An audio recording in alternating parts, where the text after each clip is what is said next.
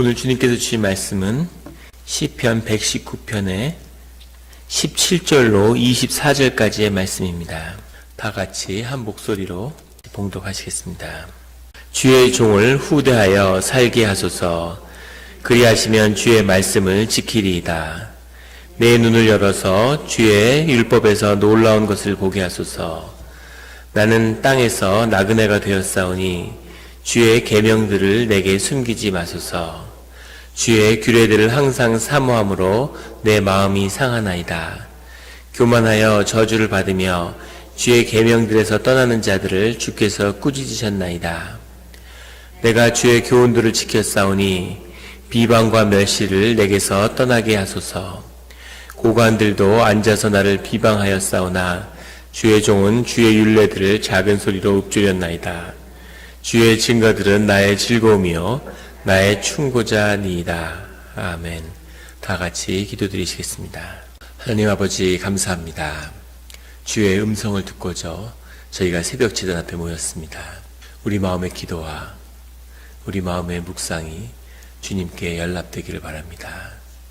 감사드리며 예수 그리스도의 이름으로 기도드렸습니다. 아멘. 오늘 시편 119편의 17절의 말씀이 이렇게 시작합니다. 주의 종을 후대하여 살게 하소서.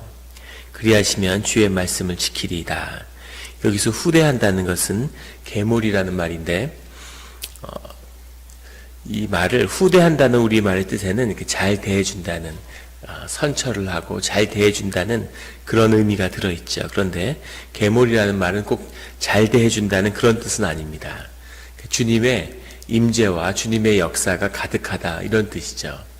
그래서 주님이 주의 종을 대할 때 주님이 그의 삶을 주관하여 주시고 강권하여 주신다. 그게 가장 정확한 표현일 것 같습니다. 주의 종을 강권하여, 주님이 강권하여 달라는 거죠. 주님의 뜻을 더 분명하게 드러내고 주님이 더 우리의 삶에 더 깊게 개입해 주십시오. 이런 뜻인데 주님의 역사와 주님의 개입이 우리 삶 가운데서 더 깊이 나타난다고 하는 것이 우리의 삶이 더 잘 된다거나 세상이 보기에 더 좋아 보이게 되는 그런 의미는 아니라는 거죠. 우리 삶이 불완전하고 우리의 삶에 죄 가운데 있고 우리 삶 가운데 내가 만들어 놓은 그런 것이 있다면 주님이 이 계몰, 주님이 강권하여 역사할 때는 그런 것들이 다 심판이 임하고 허물어지는 것입니다. 교회가 서 있는데 교회 가운데 종교로 쌓아 올린 회칠한 무덤 같은 거짓이 들어있죠. 그 안에 또 진실과 정성과 기도로 쌓은 그런 부분도 들어있습니다. 그래서 어려운 거죠.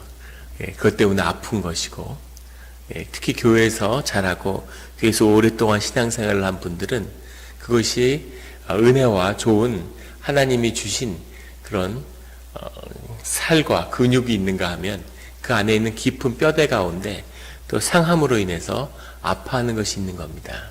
그래서 교회 때문에 살아나기도 하지만 교회 때문에 죽어가기도 하는 거죠.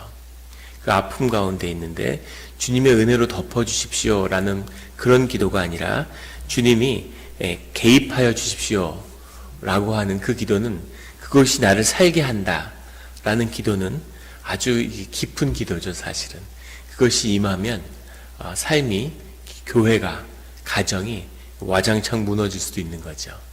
아주 가혹한 시험 가운데 들어갈 수 있는 것입니다. 그것이 주님의 임재고 주님의 강권의 역사죠.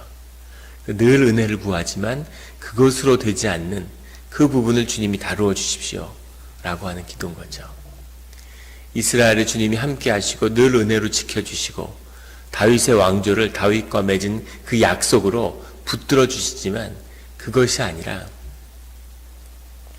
그 은혜로 왔지만 그것으로는 회복되지 않고 그것이 주님의 역사가 아니라고 하는 그것을 깊이 깨닫고 주님께 주님이 강권하여 주십시오 라고 하고 주님의 깊은 개입을 우리 삶 가운데 이루어 주십시오 라고 고백드릴 때 주님 우리 삶 가운데 임해서 그것을 다루시는 겁니다. 그 기도가 거기까지 온 거죠. 예전에 그 신앙생활을 하다가 한국에 한번 간 적이 있었는데 그때 가족들의 모습을 봤는데 예전엔 못 느꼈는데 이제 기도를 하다 보면 이렇게 영의 눈이 열리는 거죠. 그래서 정말 뭐 촛불같이 바람 앞에 촛불같이 그 벼랑에 선 것 같은 그런 모습을 봤어요. 삶이 무너지기 직전이구나 하는 그런 모습을 봤습니다. 형제들이 다 마찬가지죠. 그래서 정말 눈물로 기도를 했는데 은혜와 자비로 그들에게 자비를 베풀어 달라, 삶을 붙들어 달라, 이제 그런 기도를 드렸던 기억이 있습니다. 근데 하나님이 그 기도를 응답하셨는지 그 위기와 어려움을 그냥 넘어갔어요. 근데 세월이 지나면서 깊이 하나님께 회개하고 제가 반성한 게 무엇이냐면 그게 결국은 인생에 아무 의미가 없고 답이 되지 않는다는 것이었습니다. 주님께 기도하고 주님께 가는 길을 막는 것이라면 차라리 다 허물어 달라, 다 무너뜨려 달라, 이런 기도를 다시 드렸던 기억이 납니다. 그래서 아무것도 없고 완전히 쑥대밭이 된 상황에서 벽돌을 다시 하나를 쌓아도 그것이 주님의 역사가 새롭게 시작되는 거고 그게 더 빠른 길이고 그게 옳은 길인 거죠. 영혼과 자자손손이 물려가야 할 그 삶의 길 가운데 그것이 더 귀하고 복된 것이라고 하는 것을 경험하게 된 그런 자만이 이런 고백을 드릴 수 있는 거죠. 주의 말씀을 지키겠습니다. 주님의 뜻을 분명하게 드러내주시면 주님을 따라가겠습니다 라고 하는 고백입니다. 18절에 내 눈을 열어서 주의 율법에서 놀라운 것을 보게 하소서. 주님의 임재가 강하게 있을 때, 우리가 주님의 영에 붙들림을 받았을 때, 우리의 영이 열렸을 때, 그때 우리가 놀라운 것을 보게 되는 거죠. 그 간에 숨어있는 깊은 신비를 보게 되는 겁니다. 그럼 세상에 신비가 가득하고 세상에 현상적이고 일상적으로 드러난 그런 것 뒤에 하나님의 숨겨진 그런 섭리와 놀라운 역사들을 볼 수 있게 되는 거죠.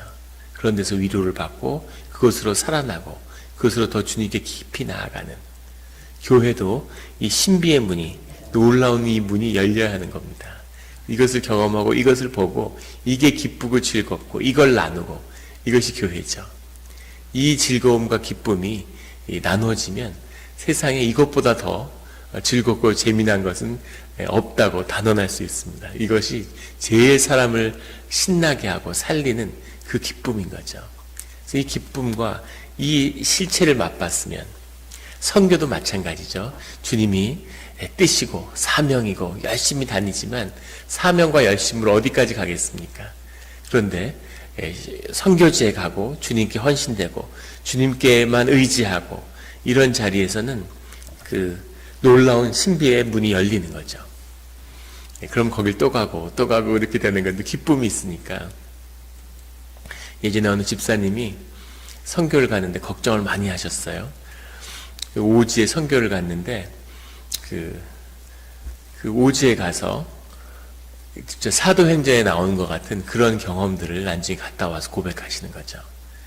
근데 뭐 휴식을 취하고 뭐 몸이 안 좋고 우울증이 있고 병원에 다니고 약을 먹고 뭐 아무 소용이 없는 거죠. 그런데 선교지에 갔다 와서 완전히 살아나신 겁니다. 심령이 살아난 거죠. 이 사람의 본질인 겁니다. 신비와 하나님의 그 존재에 가서 닿으면 살아나는 거죠. 그런데 닷새를 정글 가운데 있었는데 식사를 계속 걸으면서 하도 사람들이 몰려오고 끊임없이 사역이 일어나고 기도를 하면 사람들이 낫고 이제 그런 놀라운 사역을 경험했다는 거죠. 꿈도 꾸지 못했던 주님이 그곳에 함께하고 함께 계시는 거죠. 주님이 그 지역에 계시는 게 아니라 그 헌신된 마음으로 그것을 찾아간 그 마음과 주님이 함께 하셨던 거죠. 그걸 경험하니까 이거구나 하고 살아나는 겁니다. 그게 없어서 사실 힘들고 그게 없어서 죽어가는 거죠. 놀라운 길을 것을 보게 하소서. 이 고백을 하는 사람은 놀라운 것을 봤던 사람이죠. 그것이 소멸되고 잊혀진 것에 대한 안타까움을 주님께 고백드리는 겁니다. 19절에 나는 땅에서 나그네가 되었사오니 주의 계명들을 내게 숨기지 마소서. 주의 말씀으로 주의 임재로 나에게 대답하여 주십시오라는 고백이죠. 나는 땅에서 나그네가 되었사오니 신앙의 길을 간다는 것은 이 땅에서 나그네가 된다는 것입니다. 어디에도 뿌리 내리지 못하고 유랑하는 삶, 그것이 신앙의 길이죠. 그래서 유대인들은 생명나무, 주님이 인도하시는 생명나무의 상징을 보면 나무가 거꾸로 되어 있죠. 나무의 그 풍성함이 땅으로 향해 있고 뿌리가 하늘로 솟아 있습니다. 나무를 뒤집어 놓은 형상인데 뿌리를 땅에 내린 것이 아니라 하늘에 내렸다는 거죠. 하늘에다가 뿌리를 내린, 그리고 그 열매를 땅에서 맺는, 그것이 신앙의 길을 아주 상징적으로 보여주는 생명의 길입니다. 그래서 나의 뿌리를, 나의 근본을 하늘에 두는 거죠. 그 삶을 하늘에 올리면 그러면 영원한 하나님이 말하는 축복의, 지복의 길로 가는 거죠.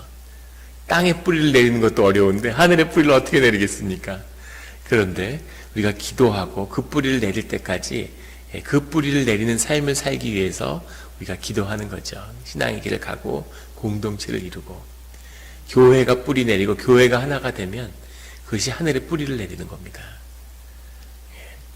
제가 처음에 경험했었던 교회의 모습도 그거였죠.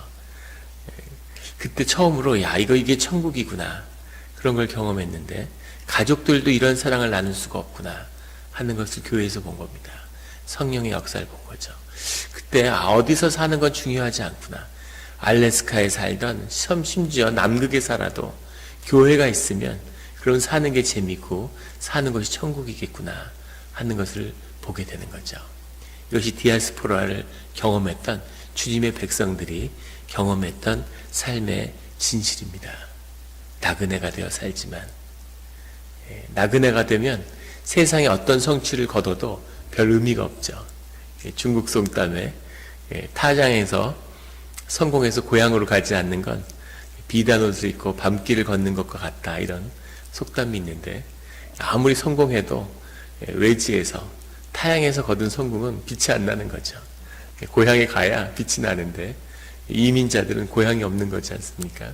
그래서 늘 허전한 거죠. 좋은 집을 사고 좋은 차를 사고 사업적으로 아무리 성취를 해도 늘 허전한 것, 그 이민자의 삶이죠. 땅에서 힘을 받을 수 없는, 내가 아는 사람, 내 친척, 내 경험, 여기서 힘을 받을 수 없는, 뿌리가 없는 삶이죠. 하지만 하늘에 뿌리를 내려서 하늘에서 힘을 받는, 어디를 가나 어디에 있으나 무엇을 하나 그 생명의 근원이 하늘에 있는 그 삶을 사는 것이 주님이 우리를 이 땅에 보내신 뜻입니다. 땅에 뿌리 내리라고, 땅에서 힘을 받는 법을 가리키기 위해서가 아니라 나그네가 되어서 어느 땅에 살든지 하늘에 뿌리를 내리는 것이 삶의 비밀이고 근본이라는 것을 우리에게 알려주시는 거죠. 이것은 인생의 깊은 비밀과 생명의 비밀을 붙잡는 그런 성도님들이 되시기를 예수 그리스도의 이름으로 축원합니다. 29절에 주의 규례들을 항상 사모함으로 내 마음이 상하나이다. 마음이 상했다기보다는 다 마모되었다는 겁니다. 다 이렇게 번아웃 됐다는 거죠. 다 이렇게 써버렸다는 거죠. 항상 규례를 사모하고 주님을 사모하겠는데 그 마음을 다 했기 때문에 그 마음이 다 닳아 없어졌다는 겁니다. 그런데 그런 주님, 내게 있는 마음, 내게 있는 에너지를 주님께 다 쏟아서 이제는 내게 그런 에너지가 없습니다. 심령에, 마음에 라이프 포스를 다 써버렸습니다. 주님을 향해서. 그러니 주님 새 힘을 주시옵소서 라고 하는 거죠. 이것이 우리가 주님의 사역을 하는 비밀입니다. 주님의 사역을 할 때 우리의 마음을 다 써버려야 되는 거죠. 그래서 그걸 다 써버리면 주님이 새로운 마음을 부어주시는 겁니다. 그래서 그걸 또 다 써버리면 또 새로운 마음을 부어주시죠. 이것이 주님의 기름 부음의 비밀이에요. 이것을 좀 남기고 인간적으로 70%만 쓰고 30%는 남겨야지. 또 어디다 쓸지 모르니까. 그리고 내가 가정을 돌보는데 30%를 쓰고 교회 일에 50%를 쓰고 부모님한테 한 20%를 써야 되겠다. 이런 식으로 에너지를 구분하면 그 에너지가 단 거예요. 그러면 삶이 고달파지고 삶이 계속 쫓기는 삶이 되는 겁니다. 그래서 그 삶을 다 부어버리고 새롭게 에너지를 받아야 되는 거죠. 이것에 또 다른 깊은 비밀이 있는데, 우리는 살면서 늘 내 그릇은 왜 이렇게 작을까? 왜 누구는 큰 대접 같은 걸 받은 것 같은데 나는 이렇게 조그만 종지 같은 그릇을 받았을까? 왜 누구는 큰 좋은 자리에 있는 것 같고 나는 작은 자리에 있는 것 같을까? 근데 거기에 중요한 비밀이 있는데, 이것을 다 비우는 훈련이 된 사람들은 사실은 그릇이 작든 크든 아무 상관이 없는 것이죠. 왜냐하면 주님은 똑같이 부으시기 때문입니다.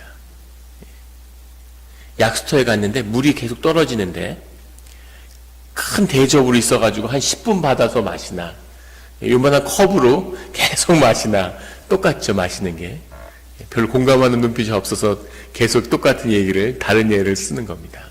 이 축복의 비밀인 거죠. 내 그릇이 중요한 게 아니라 그릇을 비우고 계속 채우는 게 중요한 거죠. 큰 회사를 하거나, 한국에 있을 때 이제 교인들이 많으니까 다양한 직업을 하는 분들이 있는데, 거기서 깨달은 게 있어요. 조그만 구멍가게를 하나, 큰 호텔을 하나, 사실 별 차이가 없더라는 겁니다. 큰 호텔을 하면 돈을 100배 더 벌 것 같은데 전혀 그렇지 않더라는 거죠. 일이 많고 쓰는 데가 많고 나가는 데가 많고, 그런데 작은 가게를 내도 실하게 하는 분이 훨씬 더 실한 걸 많이 봤어요. 뜻밖의 무슨 청계천에서 한약재상 같은 걸 하는데, 그런 분이 겉으로 보기 큰 기업을 하는 분보다 훨씬 더 부자고 더 여유가 더 많으시더라고요. 그래서 야, 참 신기하다. 세상에 어떻게 이럴 수가 있나. 돈 버는 사람은 따로 있나 보다. 근데 그 비밀이 바로 축복의 문을 어떻게 여는가 하는 거죠. 이것이 완전히 비우는, 하나님이 늘 똑같이 부으시기 때문에 우리의 그릇이 중요한 게 아니라 그것을 비우고 주님의 축복을 담는 것, 여기에 비밀이 있다고 하는 것을 보는 것이죠. 나는 몬트레이에서 뭐가 되겠나, 사업이. LA 가야지 사업이 될 것 같은데, 산호세에 나가야지 좋아질 것 같은데, 근데 LA 간다고 사업이 잘 되고 잘 사나요?